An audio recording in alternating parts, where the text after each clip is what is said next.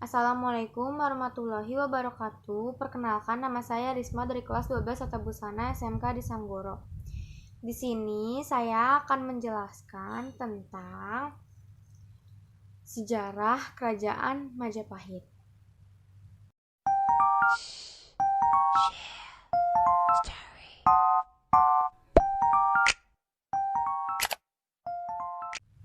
A. Proses terbentuknya kerajaan. Kerajaan Majapahit merupakan salah satu kerajaan Hindu di Jawa Timur yang didirikan oleh Raden Wijaya tahun 1293 Masehi. Kerajaan kuno di Indonesia ini berdiri pada tahun 1293 sampai 1500 Masehi. Kerajaan Hindu terakhir di Semenanjung Malaya ini dianggap sebagai salah satu negara terbesar sepanjang sejarah Indonesia, di mana wilayah kekuasaannya meliputi Sumatera, Bali, Borneo, dan Filipina. Berdirinya Kerajaan Majapahit.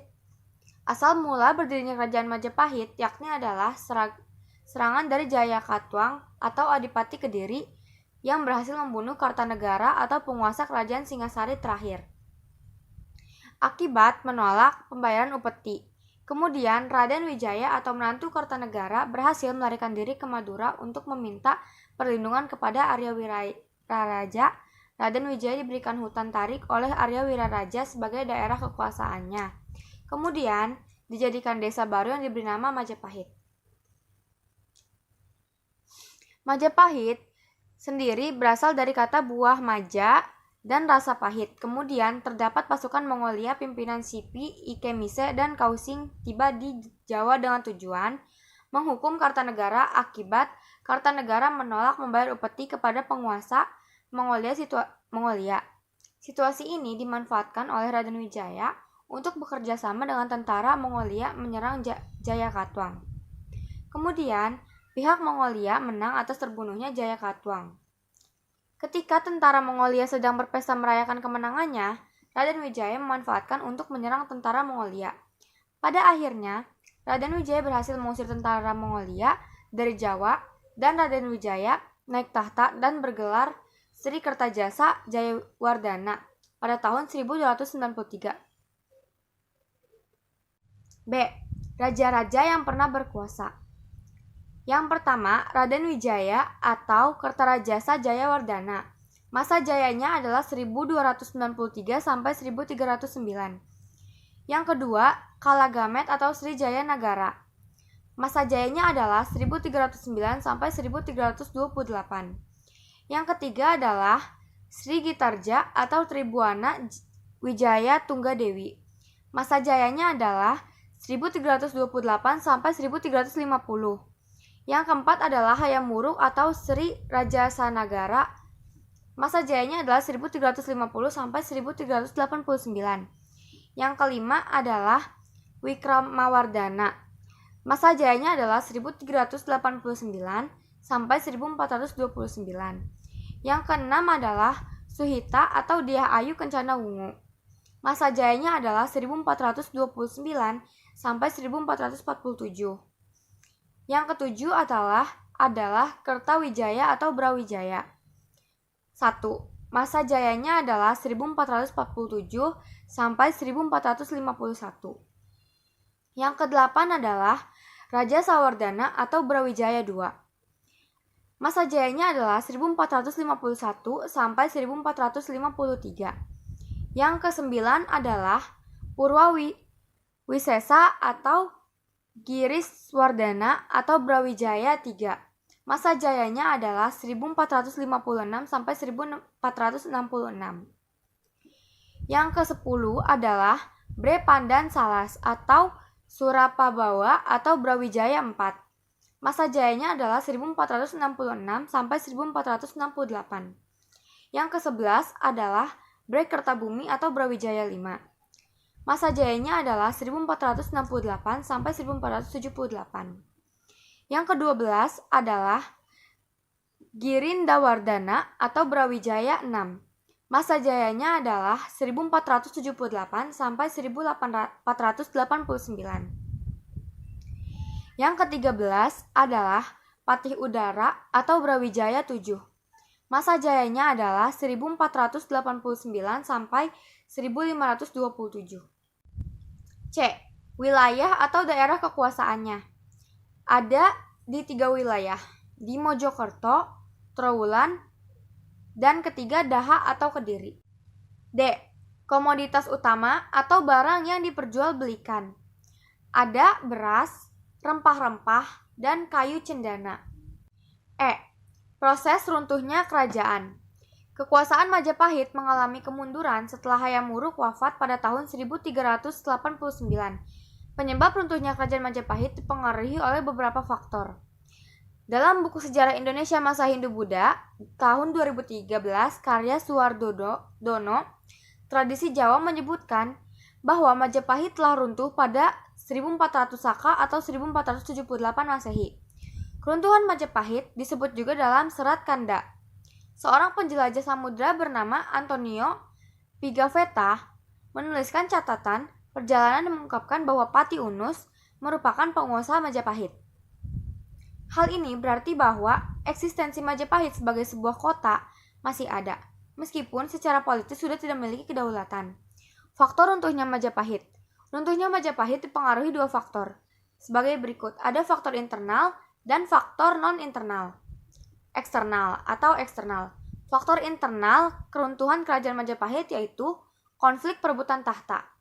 Konflik perebutan tahta Majapahit berlangsung setelah Hayam Wuruk wafat pada tahun 1389 Masehi.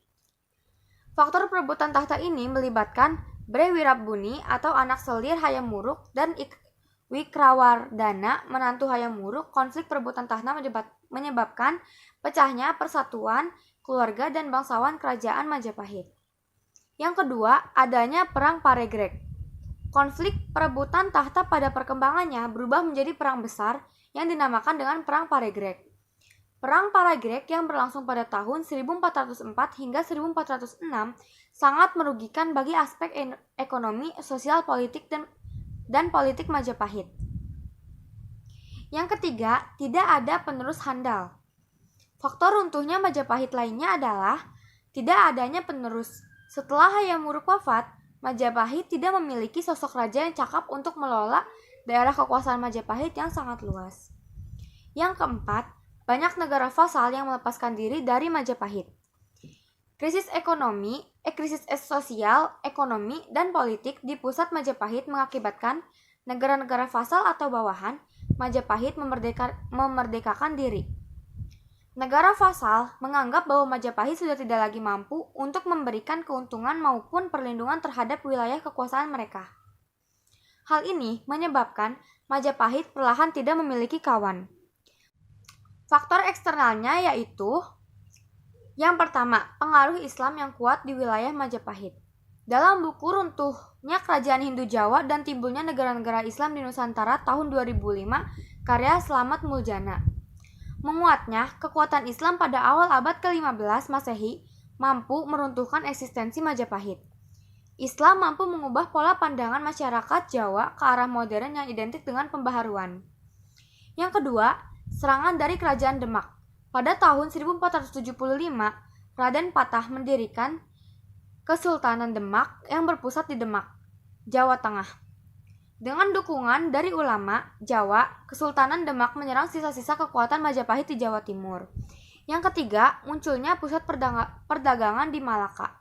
Kemunculan pusat perdagangan di Selat Malaka menyebabkan ruang gerak perdagangan maritim Majapahit semakin sempit.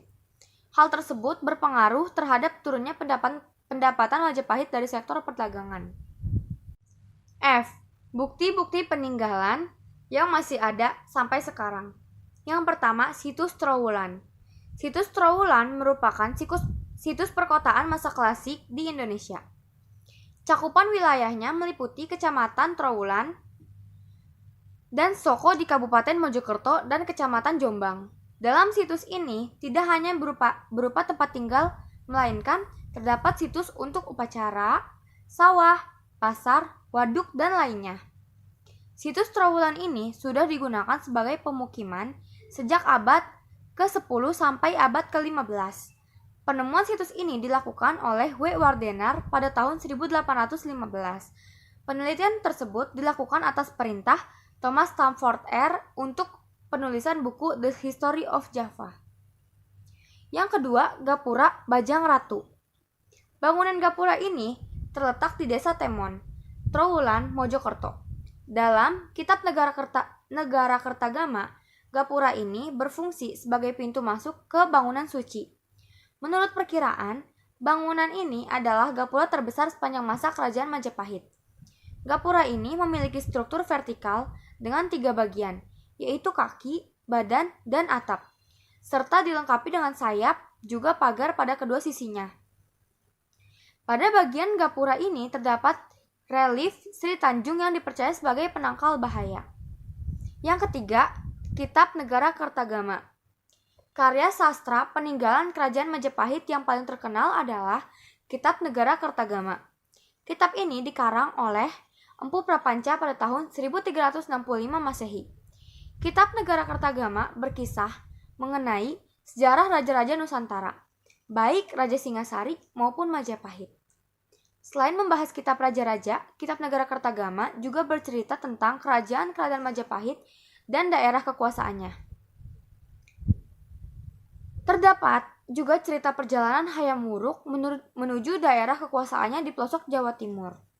Ada juga informasi mengenai candi-candi yang ada, kehidupan keagamaan, serta berbagai upacara sakralnya. Yang keempat, Candi Tikus. Candi Tikus terletak di Desa Bejijong, Trowulan, Mojokerto.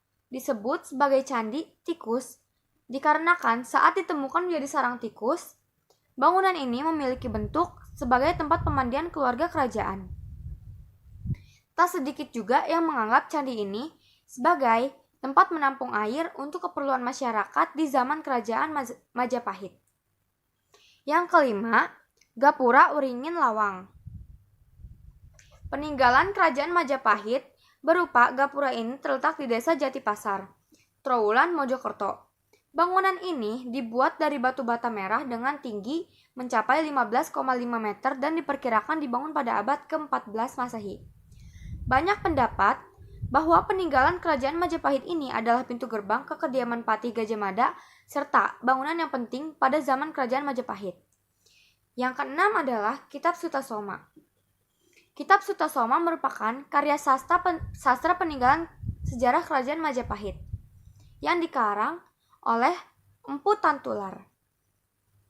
Kitab Sutasoma ini berisi tentang kisah perjalanan Sutasoma, anak raja yang memilih keluar dari kerajaan untuk belajar menjadi pendeta Buddha.